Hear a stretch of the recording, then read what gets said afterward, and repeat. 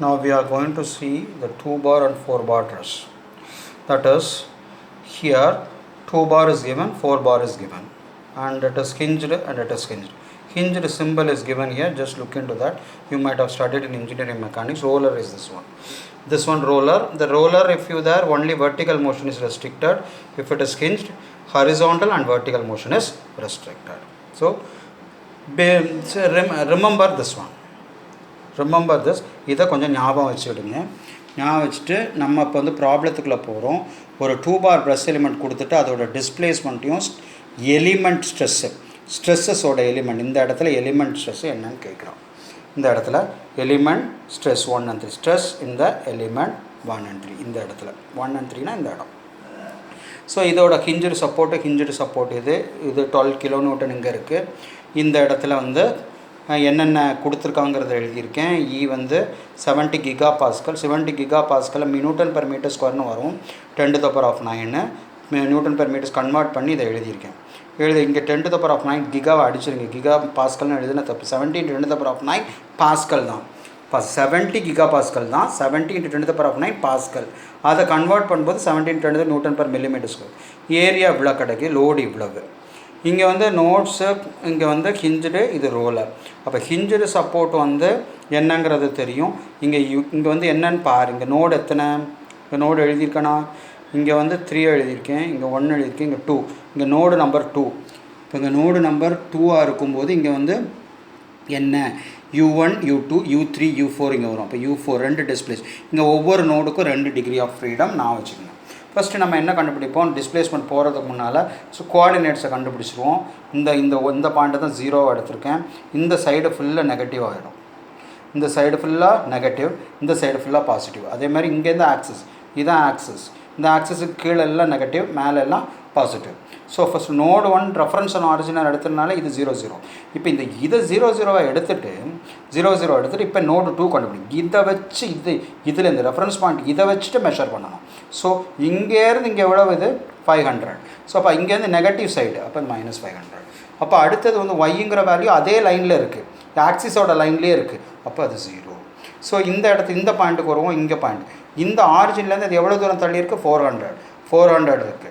அப்போ இங்கே வந்து எவ்வளோ வரும், இது 300.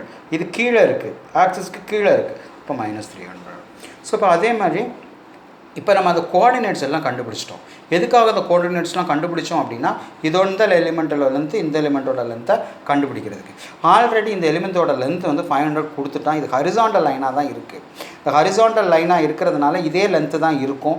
அதனால் நீ வந்து டிஸ்டன்ஸ் ஃபார்முலா போட்டு இதை கண்டுபிடிக்கணும்னு அவசியம் கிடையாது. நான் செஞ்சுருக்கேன், but it is time saving. இப்படி ஹரிசாண்டல் வந்தால் டேரெக்டாக 500 தான் வருது பாரு, 500 போட்டுரு, தப்பு ஒன்றும் கிடையாது. அடுத்தது அதோட எலிமெண்ட்டோட டைரக்ஷன் கொசைன்ஸ் கண்டுபிடிக்கும்.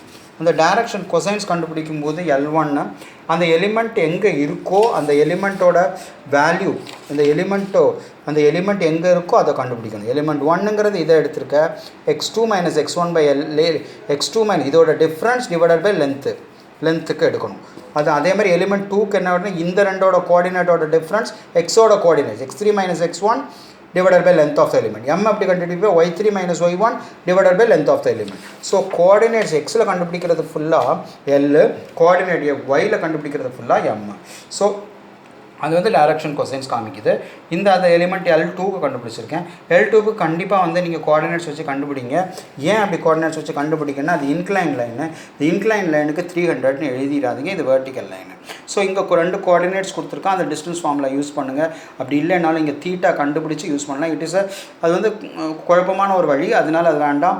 இந்த ரெண்டையும் கோஆர்டினேட்ஸ் வச்சு டிஸ்டன்ஸ் ஃபார்முலா வச்சு நீங்கள் அதோட லென்த்தை கண்டுபிடிச்சிருங்க. அதான் எழுதியிருக்கேன், x2 - x1 + y2. ஸோ இந்த வேல்யூ கிடச்சது.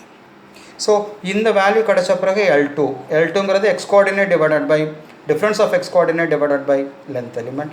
இது difference of y coordinate divided by element, இந்த கரஸ்பாண்டிங் எலிமெண்ட். அது ரெண்டையும் கண்டுபிடிச்சாச்சு. இதனால் கண்டுபிடிச்சி என்ன பயன், what is the use of that? இந்த வேல்யூ தான் நம்ம element stiffness matrix of the each and every எலிமெண்ட்டில் சப்ஸ்டியூட் பண்ண போகிறோம். ஈச் அண்ட் எலிமெண்ட் வேல்யூவில் சப்ஸ்டியூட் பண்ணி இந்த மாதிரி நான் சப்ஸ்டியூட் பண்ணியிருக்கேன். சப்ஸ்டியூட் பண்ணிவிட்டு ஏன் நான் இப்படி சப்ஸ்டியூட் பண்ணிட்டு மேலே சும்மா 1 2 3 4ன்னு எழுதலை, இங்கே 1 2 3 4ன்னு ஏன் எழுதி வச்சுருக்கேன் அப்படின்னா, இங்கே வந்து எலிமெண்ட் 1ங்கிறது இது, இங்கே வந்து நோடு எத்தனை டிஸ்பிளேஸ்மெண்ட் இருக்குது பாரு, 1 2 3 4, அதை தான் எழுதி வச்சுருக்கேன். இந்த 1 2 3 4 அதுக்கப்புறம் இந்த ஏஇஒல்லுக்கு ஏயோட வேல்யூ யங்ஸ் மாடல்ஸ் லென்த்தோட value length of the element இதெல்லாம் சப்ஸ்டியூட் பண்ணி ஒரு வேல்யூ கிடைக்கும். அந்த இதை எழுதிடு. அதுக்கப்புறமேட்டு உனக்கு கேயோட வேல்யூஸ் எலிமெண்ட் 2க்கு இந்த இடத்துல L1 M1 போட்டிருக்கு பதில் L2 M2 போட்டு எலிமெண்ட் 2ல் உள்ள டைரக்ஷன் கொசைன்ஸ் வேல்யூ எல்என்எம் வேல்யூ எல்லாம் சப்ஸ்டியூட் பண்ணு. ஏரியா அதே தான், சேம் எலிமெண்ட் ஏரியா அதே ஏரியா யங்ஸ் மாடலஸும் சேம் எலிமெண்ட்டுங்கிறதுனால அது விட்டுரு. அந்த LE2 வந்து லென்த் ஆஃப் த எலிமெண்ட் மட்டும் என்னன்னு பாரு. சேமாக இருந்தால் சேமாக இருக்கட்டும், no problem. If it is differs right substitute that and form the stiffness matrix. நான் ஃபார்ம் பண்ணிட்டேன். ஃபார்ம் பண்ணிவிட்டு இந்த மாதிரி 28 × 10⁻³ வேல்யூ கிடைக்கி அதை நான் எழுதணும். இந்த 28 × 10⁻³ இதில் எழுதிட்டு இந்த மாதிரி அப்புறம் என்ன பண்ணணும், ஒவ்வொரு எலிமெண்ட்டையும் நம்ம கண்டுபிடிச்சிட்டு என்ன பண்ணணும், குளோபல் ஸ்டிஃப்னஸ் மேட்ரிக்ஸ் கண்டுபிடிக்கணும். அப்போ ரெண்டையும் பிடிச்சி அந்த ஸ்டிஃப்னஸ் மேட்ரிக்ஸை நம்ம என்ன பண்ணணும், கொண்டு போய் ஃபைனைட் எலிமெண்ட் ஈக்குவேஷனில் சப்ஸ்டியூட் பண்ணணும். Finite element equation F = KU. அப்போ இந்த ஃபைனைட் எலிமெண்ட் ஈக்குவேஷன் தான் சொல்லுங்கள், F இருக்குது, U இருக்குது, K இருக்குது. இந்த ஈக்குவேஷனில் நான் சப்ஸ்டியூட் பண்ணிட்டேன். இந்த ஈக்குவேஷனில் பாரு 6/6 மேட்ரிக்ஸ். ஏன் 6/6 மேட்ரிக்ஸ்னா இங்கே வந்து U1 U2 U3 6 decrease of freedom இருக்குது. எத்தனை டிகிரிஸ் ஆஃப் ஃப்ரீடம் இருக்கோ அத்தனை degrees of stiffness size of the matrix கிடைக்கும். எத்தனை டிகிரிஸ் ஆஃப் ஃப்ரீடமோ அத்தனை மேட்ரிக்ஸ் கிடைக்கும். ஸோ ஒரு நோடுக்கு இப்போ அப்ளை பவுண்டரி கண்டிஷன் எப்படி அப்ளை பண்ணணும், நோட் 2 இஸ் ஃபிக்ஸட். அப்போ நோடு 2 நமக்கு ஃபிக்ஸடாக இருக்குதுன்னு அர்த்தம். நோடு 2 ஃபிக்ஸடாக இருக்குன்னா டயக்ராமை பாரு. Node 2 is fixed. நோடு 2 எங்கே இருக்குது, இந்த இருக்குது. Node 2 fixed.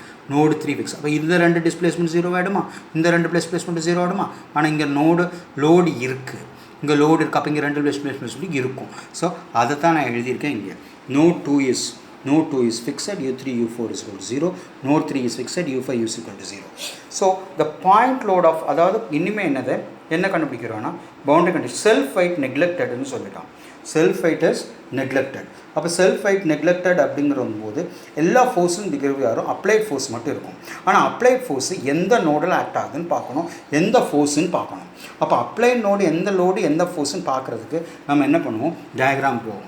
அப்போ நோடு 1ல் உனக்கு 12 kN. இந்த 12 kN F1ல் போடுறதா F2ல் போடுறதான்னு கன்ஃபியூஸ் வரும். இங்கே F2ங்கிறது இங்கே பாரு, நீ எழுதியிருக்க U2ங்கிறது பக்கத்தில் F2 because of F2 that is F1. இது வந்து ஆக்சுவலாக F1 ஆஃப் Y அதுதான் எழுதணும். சரி, F2 உங்கள் புக்கில் கொடுத்துருக்க மாதிரியே நான் போடுறேன். ஸோ F2 வந்து U2 டிஸ்பிளேஸ்மெண்ட் கொடுக்கு. அப்போ F2ங்கிறத வெர்டிக்கல். ஸோ இங்கே வந்து F2 ஃபோர்ஸ் தான் என்னது 12 kN. இந்த மாதிரி அதனால தான் இதை வரைஞ்சி எழுதினேன் எல்லாத்தையும். இங்கே ஒரு 10,000 நியூட்டன் இருந்துச்சுன்னு வச்சுக்கோ இங்கே, அப்போ F5 வரும். இங்கே எந்த ஃபோர்ஸும் இல்லாதனால இந்த இடத்துல வெர்டிக்கலாக 12 kN இருக்கிறதுனால வெர்டிக்கல் ஃபோர்ஸ் F2 இருக்கிறதுனால நான் என்ன பண்ணிட்டேன், F2 is equal to 12 kN சொல்லி எழுதிக்கேன். இந்த மைனஸ் சைனு அது டவுன்வேர்டில் இருக்குது. டவுன்வேர்டில் இருக்கிறதுனால இந்த மைனஸ் சைன். செல்ஃப் வெயிட் நெக்லெக்டர் அதுக்கப்புறம் உங்களுக்கு தெரியும். அதை தவிர மற்ற எல்லாம் 0 கண்டுபிடிச்சிட்டு அந்த மேட்ரிக்ஸில் எல்லாத்துலேயும் வேல்யூ சப்ஸ்டியூட் பண்ணி எந்தெந்த டிஸ்பிளேஸ்மெண்ட்லாம் 0வாக இருக்கோ அந்த காலம் அந்த கரஸ்பாண்டிங் காலம் ரோவெல்லாம் அடித்த உடனே இந்த மாதிரி ஒரு வேல்யூ கிடைக்கும். அடித்து இதை கண்டுபிடிச்சி இந்த மாதிரி வேலை நீ ஏற்கனவே செஞ்சுருக்க எல்லா ப்ராப்ளத்துலேயும் அதே மாதிரி தான் இந்த ப்ராப்ளம். இது மாதிரி வேல்யூ கிடைக்கும். அல்ஜிப்ரிக் ஈக்குவேஷன்ஸ் இதுலேருந்து மல்டிப்ளை பண்ணால் கிடைக்கும். U1 U2 வேல்யூ கிடச்சிடும். அதுக்கப்புறம் எலிமெண்ட் 2 கண்டுபிடிக்க சொல்லியிருக்காங்க. எலிமெண்ட் 2ல் சிக்மா இ இந்த வேல்யூ கண்டுபிடிக்கணும். இந்த ஃபார்முலா இது எலிமெண்ட் 2க்குள்ள வேல்யூஸ் எல்லாம் சப்ஸ்டியூட் பண்ணு. L2 M2 எழுதிட்டு L2ஓட வேல்யூ M2ஓட வேல்யூ எல்லாம் இதில் சப்ஸ்டியூட் பண்ணி U1 U2 வேல்யூ இங்கே கண்டுபிடிச்சி வச்சுருக்க அந்த வேல்யூ சப்ஸ்டியூட் பண்ணால் ஸ்டெப்ஸு கிடச்சிடும். இது 2 பார் எப்படி பண்ணுங்கிறத வேல்யூ. இதில் ரொம்ப முக்கியம் நோடல் ஃபோர்ஸ் எடுக்கிறது. மற்ற எல்லாம் சேம் தான். இங்கேயும் அதே மாதிரி தான். இங்கே 4 பார். இப்போ நம்ம 4 பார் பார்க்க போகிறோம். 4 பாரில் இத்தனை பார் இருக்க எலிமெண்ட் எல்லாம் எழுதி இதை முதல்ல எழுது. F1 U1 U2 F1 F2 F3 F4. அப்போ என்ன இது, F1 வந்து U1 இந்த F1 வந்து U1 டிஸ்பிளேஸ்மெண்ட் பண்ணுது, F2 வந்து U2 டிஸ்பிளேஸ்மெண்ட் பண்ணுது, F3 வந்து U3 டிஸ்பிளேஸ்மெண்ட் பண்ணுது, F4 வந்து U4 டிஸ்பிளேஸ்மெண்ட் பண்ணுது, F5 வந்து U5 டிஸ்பிளேஸ்மெண்ட் பண்ணுது. இப்படி அர்த்தம். ஸோ இதில் வந்து எல்லாமே ஃபிக்ஸடாக இருக்கிறதுனால இந்த ஃபோர்ஸஸ் எல்லாம் 0 செல்ஃப் வெக்டர்கிட்ட இருக்குது. ஒருவேளை செல்ஃப் வெயிட்டாக இருந்தால் இதெல்லாம் வரும். செல்ஃப் வெயிட்டே இல்லை. செல்ஃப் வெயிட்டே இருக்கும்போது இப்போ நோடு எங்கே கொடுத்துருக்கான்னு மட்டும்தான் நம்ம பார்க்கணும். இங்கே வந்து 10,000 நியூட்டன் கொடுத்துருக்கான், இங்கே 12,000 நியூட்டன் கொடுத்துருக்கான். அப்போ 12,000 நியூட்டன் இந்த சைடு போகுது. அப்போ F4ங்கிறது வெர்டிக்கல் ஃபோர்ஸஸ், இங்கே U4. அப்போ F3ங்கிறது ஹரிசாண்டல் ஃபோர்ஸ், இங்கே என்ன கொடுத்துருக்கான் ஹரிசாண்டல் ஃபோர்ஸ். அப்போ F3 10,000 எடு. அடுத்தது 12,000 எங்கே கொடுத்துருக்கான் பாரு, இந்த சைடு. இங்கே என்ன இருக்குது F5 U6. அப்போ வந்து F6 U6 தான் இங்கே வெர்டிக்கலாக இருக்குது. அப்போ வெர்டிக்கல் ஃபோர்ஸ் இங்கே இருக்குது. அப்போ F6 வந்து வெர்டிக்கல், ஆனால் டவுன்வேர்டில் இருக்குது. இது ரைட் ஹேண்ட் சைடு, அதனால பாசிட்டிவ். இது டவுன்வேர்டு, இங்கே வந்து நெகட்டிவ். அப்போ இந்த 12,000 நியூட்டன் வந்து நெகட்டிவாக கிடைக்கும், இது பாசிட்டிவாக வரும். சப்போஸ் இந்த ஃபோர்ஸ் இந்த டைரெக்ஷனில் பார்த்து இருந்துச்சுன்னா இது மைனஸில் போடணும். ஸோ லெஃப்ட் வேர்ட் ரைட் வேர்டில் இது இருந்து இது ரைட் வேர்டில் இந்த ஃபோர்ஸ் ரைட் வேர்டில் இருக்குன்னா பாசிட்டிவ், இதே இந்த லெஃப்ட் வேர்டில் இருந்தால் நெகட்டிவ். இது டவுன்வேர்டில் இருக்கிறதுனால நெகட்டிவ், இது அப்வேர்டில் இருந்தால் பாசிட்டிவ். ஸோ எந்த இடத்துல இதை வந்து ஃபோர்ஸை எழுதிட்டா நமக்கு ஈஸியாக வேல்யூ கண்டுபிடிச்சிடலாம். So for the finding out the nodal forces please write this forces. அதுக்கப்புறம் ஒன்றும் இல்லை, அந்த பவுண்டரி கண்டிஷன்ஸ் நான் எழுதியிருப்பேன். U1 U2 0, ஏன் hinged, no displacement. U3 U4 U3 not equal to 0, ஏன்னா அங்கே 10,000 நியூட்டன் ஆக்ட் பண்ணுது. அந்த இடத்துல என்ன பண்ணுது, 10,000 நியூட்டன் ஆக்ட் பண்ணுது. அப்போ இந்த இடத்துல இது 0 ஆகாது. அப்போ அதே மாதிரி இங்கே வந்து ரோலர் வந்து வெர்டிக்கல் மட்டும்தான் ரெஸ்ட்ரிக்ட் ஆகும், வெர்டிக்கல் மட்டும்தான் ரெஸ்ட்ரிக்ட் ஆகும். அப்போ இந்த இது 0 ஆகிடும். So U4 is equal to 0, U3 not equal to 0 ரோலருங்கிறதுனால. U5 U6 அங்கே என்னது 12,000 கிலோமீட்டர் இருக்குது. ஸோ அங்கே 2 டிஸ்பிளேஸ்மெண்ட் இருக்கும். U7 U8 both are fixed nodes, both are fixed node, ரெண்டுமே 0 ஆகிடும். ஸோ அந்த இது self wait 12,000 Newton is acting downward, F6 not equal to 0, acting down. அந்த கரஸ்பாண்டிங் பக்கத்திலே போடுங்க. 1000 Newton is acting rightward, so F3 not equal to 0. So positive negative எது வந்து செஞ்சு ஏன் F3 F6 எடுக்கிறேன்னு சொல்கிறேன். படத்துலேயே முதலே போட்டுரு. Rest all this 0. இதே மாதிரி தான் ப்ரொசீஜர். ஃபஸ்ட்டு கோஆர்டினேட் 4 பார் கோஆர்டினேட்ஸ் கண்டுபிடிங்க. டைரக்ஷன் கான்ஸ்டன்ட் 4 எலிமெண்ட்டு கண்டுபிடிங்க. 4 எலிமெண்ட்டையும் அசம்பிள் பண்ணுங்கள். ஒரு குளோபல் ஸ்விஃப்ட்னஸ் மேட்ரிக்ஸ் கிடைக்கும். குளோபல் ஸ்விஃப்ட்னஸ் மேட்ரிக்ஸை ஃபைனைட் எலிமெண்ட் ஈக்குவேஷனில் சப்ஸ்டியூட் பண்ணுங்கள். என்னென்ன டிஸ்பிளேஸ்மெண்ட்லாம் 0 பாருங்கள், என்னென்ன டிஸ்பிளேஸ்மெண்ட் 0 பார்த்துட்டு அதை கேன்சல் பண்ணுங்கள். அதே மாதிரி ஏதாவது நோடல் ஃபோர்ஸஸ் இருக்கான்னு பாருங்கள். அந்த நோடல் ஃபோர்ஸஸ் வெர்டிக்கலாக ஹரிசாண்டலாக இருக்கா, அது கரஸ்பாண்டிங் U3 டிஸ்பிளேஸ்மெண்ட்டோட இருக்கான்னு பார்த்து அந்த இடத்துல நோடல் ஃபோர்ஸை சப்ஸ்டியூட் பண்ணுங்கள். பண்ணிவிட்டு the same form that you strike out all those things. Strike out the wherever the displacement is 0, strike out the rows or columns and you will get the displacement. And the displacement மூலியமாக என்னென்ன கண்டுபிடிக்கணுமோ அதெல்லாம் நீங்கள் கண்டுபிடிச்சிடலாம். Thank you.